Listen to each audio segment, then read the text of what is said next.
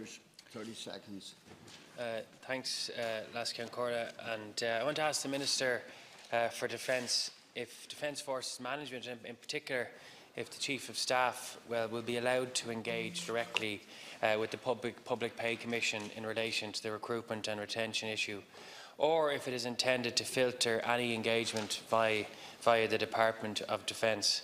As you know, Minister, Vice Admiral Mark Mellett has said that he wants to directly engage, and I'd welcome clarity on whether you and your department are going to facilitate that direct engagement, how it will occur, when it will occur, and if you're allowing it to occur. Thank you. Minister. Thank you very much, Deputy. I propose to take questions 1 and 4 together. I see that Deputy Harty is not here, so I will continue.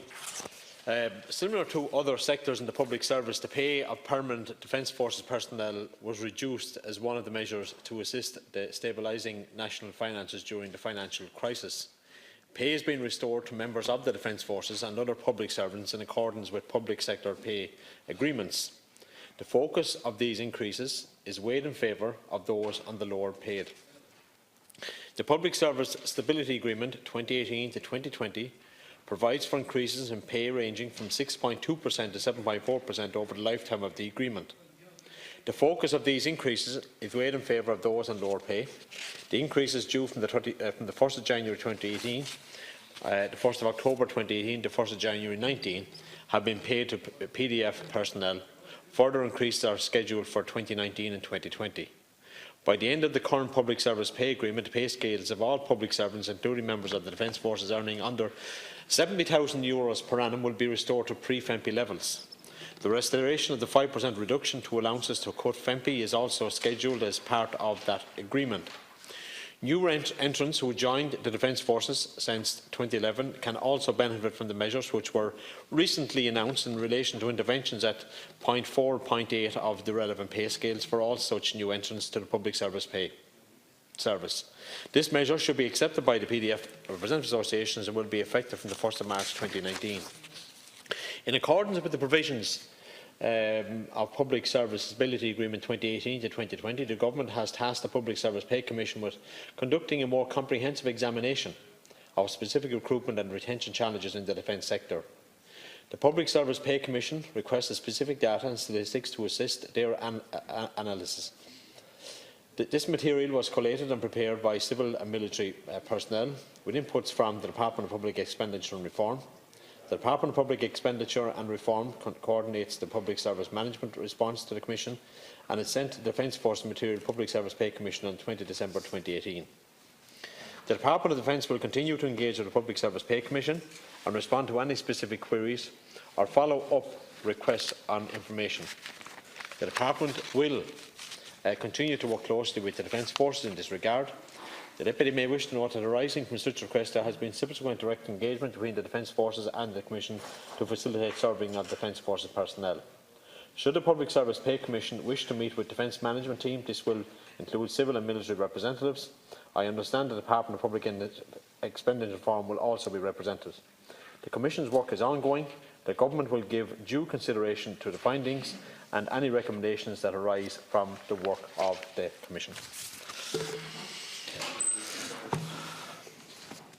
Thanks, Lascian Corda. Just to give a timeline, Minister, earlier on, or late last year, you said to me that both parties signed off on the submission to the Public Service Pay Commission, and that a very detailed submission. It was a jointly agreed. What you've told me today is that you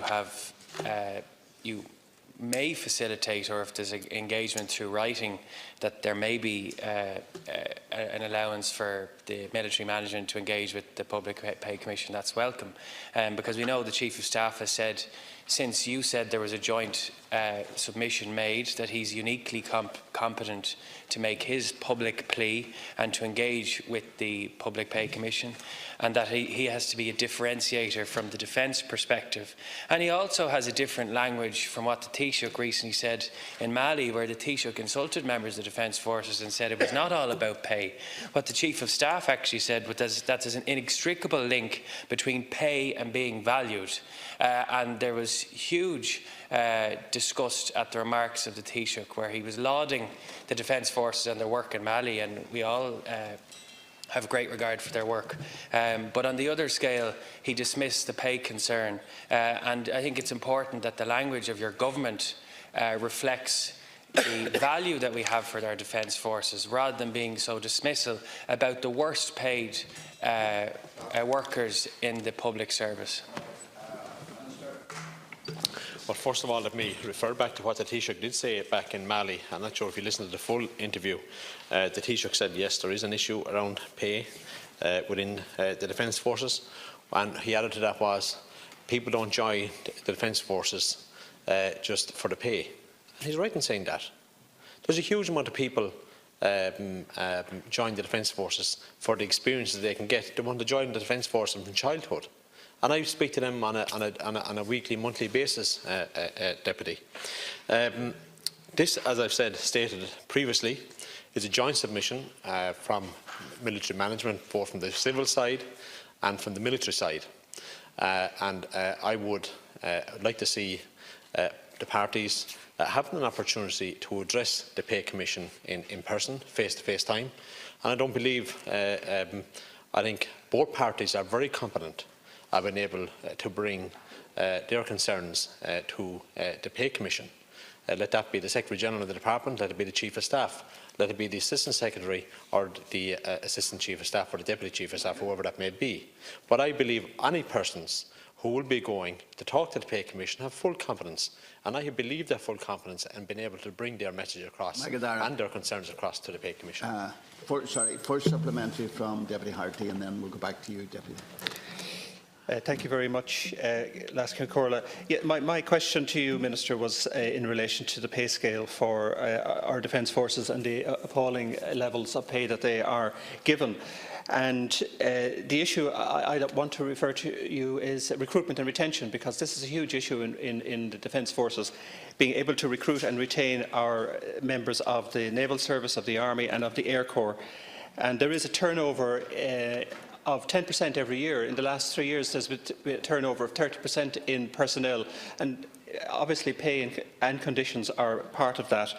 And the effect of poor pay is that up to 2,000 Defence Force families are dependent on family income supplement, including commissioned officers, and this is completely unacceptable in a Defence Force which carries out a humanitarian role, a peacekeeping role, and also is involved in the security of the state. And with the onset of Brexit coming in the next number of months, who knows what will be placed in the arms of the Defence Forces to deal with Brexit. Minister, to 2 questions. I'm not sure if the Deputy is aware of the report on the Public Service Pay Commission May 2017, where Minister Pascal Donoghue, the Minister for Public Expenditure and Reform and Finance, prioritised both the health sector and the Defence Forces as areas that need to be prioritised within the Pay Commission. There has been a joint submission sent into the Pay Commission and all of that. But you talked about specifically about pay scales, and I will give you the average pay scales of members of the Defence Forces. A 3-star private, and what I will say, these are average, gross average earnings in 2018. A 3-star private was 37,529, a corporal 41,076, a sergeant 44,622, CQMS 49,605, company sergeant 50,224, BQMS 53,606, and sergeant major 54,878. In the officer rank, second lieutenant 37,108, lieutenant 42,291, a captain 53,138, commandant 66,496, lieutenant colonel 79,162, and a colonel 88,480. Let me stress, Deputy, they are average earnings. But let me say that there has been a joint submission both from military management, both from the military side and the civil side, submitted to the Pay Commission back in December of last year, and I'm confident that we will get the result out of that in the first or very second quarter of this year.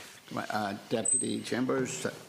Your language, Minister, is interesting because, first of all, I want to welcome the fact, and I hope you will facilitate the direct engagement of the Chief of Staff and Military Management.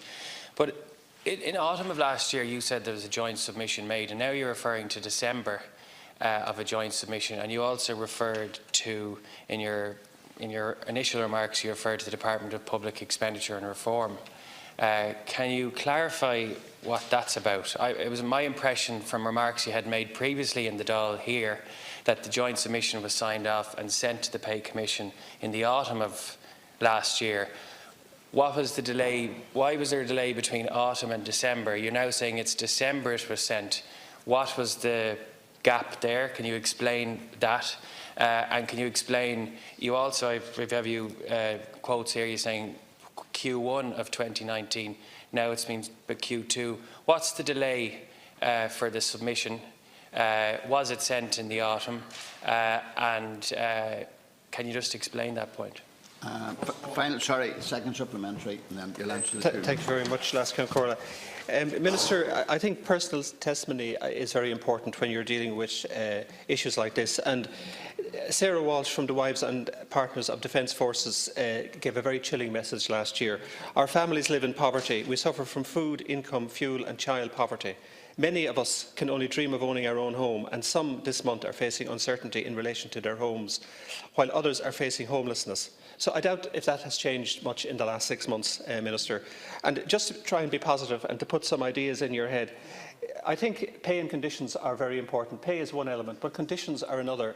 And many other defence forces will offer to their members the opportunity of higher education. And I think there should be a consideration in offering university places to those who are members of our defence forces. And secondly, accommodation is a huge problem. Up to 35% of a soldier's income or a defence member's income may go on accommodation. And many other defence forces provide free accommodation. And that is a huge incentive to attract people into the service. Final response from the Minister. First of all, let me say, Deputy, there's a huge amount of educational incentives within the Defence Forces. I'll go back to Deputy Chambers first and just address his question.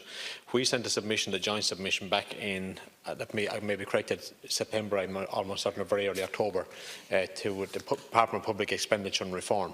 Okay, and they're the people that submitted to the Public Service Pay Commission. The Department of Public Expenditure Reform, over the 2 or 3 months, were looking for specific statistics. They were back and forward with both military management and the department on that. And that is when they finally got all of those statistics, got all their data, got all the information they required and they looked for, then they submitted it to the Public Service Pay Commission.